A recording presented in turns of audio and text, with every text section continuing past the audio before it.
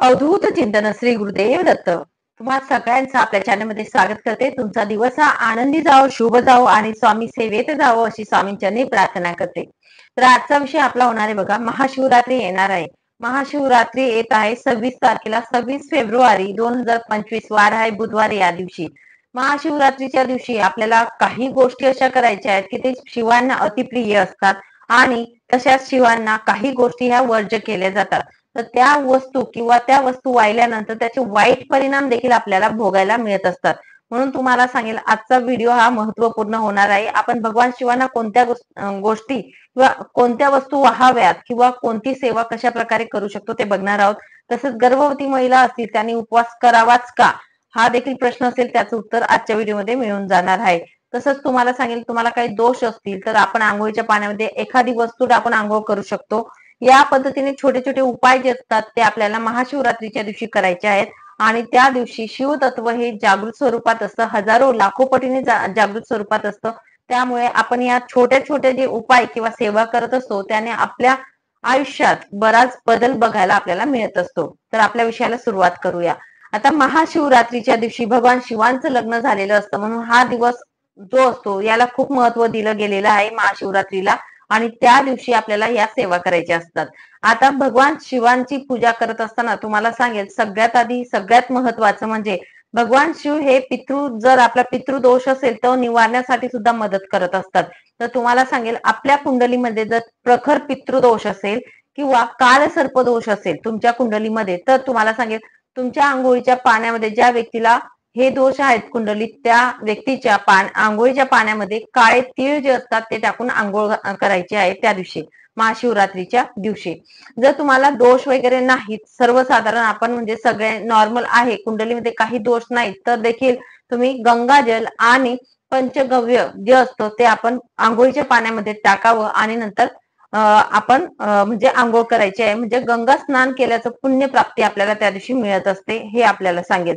त्यानंतर दुसरं तुम्हाला सांगेल की आपले जे कपडे असतात ते परिधान करत असताना आपण पांढरे वस्त्र त्या दिवशी परिधान केले तर अतिउत्तम ठरत असतं. लाल वगैरे परिधान केले तरी देखील चालेल, पांढरे नसतील तर. मात्र काळे कपडे जे असतात ते वर्ज्य करायचे आहेत. काळे कपडे चुकून देखील महाशिवरात्रीच्या दिवशी तुम्ही परिधान करायचे नाहीत. त्यानंतर पुढचं सांगेल, आपण भगवान शिवांची पूजा जेव्हा करत असतो, अभिषेक वगैरे तर करणारच आहोत, पण पूजा जेव्हा करतो तर तेव्हा तुम्हाला हळदी कुंकू हे वाहायचं नाही. भगवान शिवांना केव्हाही कधीही आयुष्यभरामध्ये कधीही पूजा करा, सोमवारी करा, महाशिवरात्रीला करा, शिवरात्रीला करा, मात्र हळदी कुंकू हे वर्ज्य असतं, ते वाहत नाही. त्या भगवान शिवांना आवडणारं ते असतं, ते बैरागी असतात म्हणून त्यांना आवडणारं कुठलं असतं तर त्यांना भस्म असतो. म्हणून तुम्ही भस्म आवर्जून वाहावा. भस्म किंवा मग चंदन. आता चंदन तुम्ही बोलाल ताई लाल चंदन वाहू की मग पिवळा वाहू, कोणता चंदन वाहावा, तर तुम्हाला सांगेल कुठलाही व्हायला चालेल. फक्त हे लक्षात ठेवा की हळदी कुंकू वाहायचं नाही, मात्र चंदन किंवा भस्म तुम्ही भगवान शिवांना वाहायचं आहे. भगवान शिवांची पूजा करत असताना जो शंख असतो, शंख नाद करायचा नाही. तसंच भगवान शंकराची पिंड असेल त्यांचा अभिषेक करत असताना शंख जो असतो त्याचा वापर करायचा नाही. आपण कसं म्हणजे समजा विष्णूंची पूजा करत असताना, बाळकृष्णांचा अभिषेक करत असताना किंवा स्वामी समर्थ महाराजांची आपण पूजा करत असतो तेव्हा शंखाने अभिषेक करत असतो कधीतरी काही विशिष्ट ठराविक तिथीला. मात्र आपल्याला भगवान शिवांचा अभिषेक करत असताना ही चूक मात्र करायची नाही. तसंच तुम्हाला सांगेल की महाशिवरात्रीच्या दिवशी निश्चित काळ जो असतो त्या निश्चित काळाला खूप महत्व दिलं जातं. जमेल तर निश्चित काळामध्ये तुम्ही सेवा करा, थोडी का असेना सेवा करा असं मी तुम्हाला सांगेल.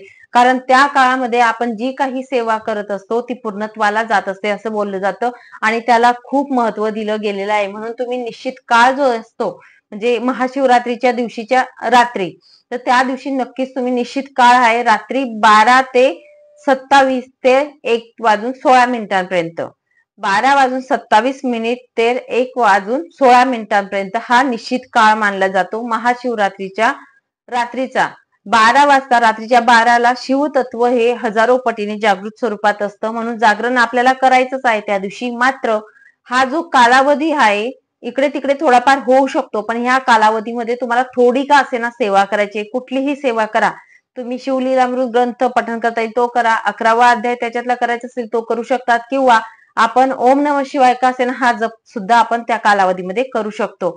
तसंच तुम्हाला सांगेल तुळशी पत्र किंवा तुळशीचं पान जे असतं ते वर्ज्य केलं जातं. भगवान शिवांना तुळशीचं पान कधीही वाहत नाही. तुळशी वृंदावन आपल्या घरात असतं, तर तुळशी वृंदावनच्या मध्ये बऱ्याच महिला बोलतात की गोल असतं ते शिवलिंग ठेवली जाते, तर शिवलिंग नसतं ते, तो शालिग्राम ठेवलेला असतो वृंदावनमध्ये. म्हणून कधीही शिवलिंग जी असते ती तुळशीच्या वृंदावनमध्ये ठेवू नये, ही चूक देखील करू नका.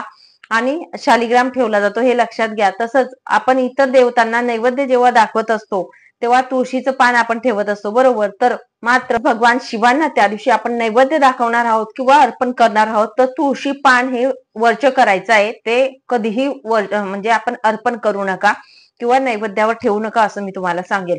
ते पुरेपूर वर्ज्य करायचा प्रयत्न करा, याचे दोष तुम्हाला लागू शकतात. पुढचं मी तुम्हाला सांगेल, भगवान शंकरांना दूध, दही जे असेल पंचामृत त्याच्याने अभिषेक घालायचा नक्कीच प्रयत्न करा. दूध असेल तर दूध हे कच्चच दूध घ्यायचं आहे, तापवलेलं दूध कधीही घेऊ नका. कच्च दुधानेच भगवान शंकरांना अभिषेक करायचा आहे. तसंच तुम्हाला सांगेल, दुधापासून जे काही पदार्थ असतात, समजा दूध, दही, लोण, म्हणजे जे काही पंचामृत आपण बनवत असतो त्याने आपण अभिषेक करणार आहोत, तर हा अभिषेक करत असताना जे पात्र असतं, तर पात्र हे मात्र तांब्याचं घ्यायचं नाहीये. तुम्ही दुसऱ्या धातूचं घ्या, स्टीलचं घ्या, पंचधातू जे असतात त्याचं घ्या, पितळी घ्या तरी चालेल. मात्र तांब्याचं जे पात्र असतं त्यामध्ये कधीही दही म्हणा किंवा दूध, पंचामृत हे ठेवू नका. तिथे ठेवल्यानंतर एक विष तयार होतं असं बोललं जातं, त्यामुळे ते करू नका. स्टीलच्या भांड्यात तुम्ही ठेवू शकतात किंवा पितळी भांड्यात ठेवलं तरी देखील चालेल. तांब्याच्या भांड्याने फक्त तुम्हाला भगवान शंकरांना पाणी अर्पण करण्यासाठी वापर करू शकतात त्या दिवशी. त्या दिवशी नाही तर इतर वेळी सुद्धा भगवान शंकरांना फक्त पाणी वाहण्यासाठी तांब्या जो असतो तो वापरायचा आहे.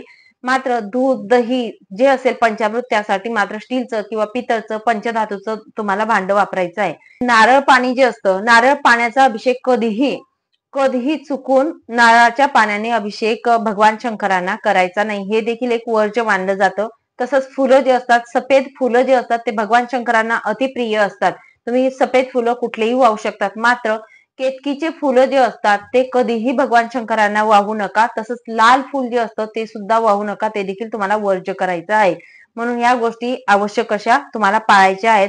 तसंच तुम्हाला सांगेन, अक्षदा ज्या असतात, तांदूळ जे असतात ते तुटलेले फुटलेले नसावेत, अखंड तांदूळ असतात, ते तुम्हाला भगवान शंकरांना त्या दिवशी वाहायचे आहेत.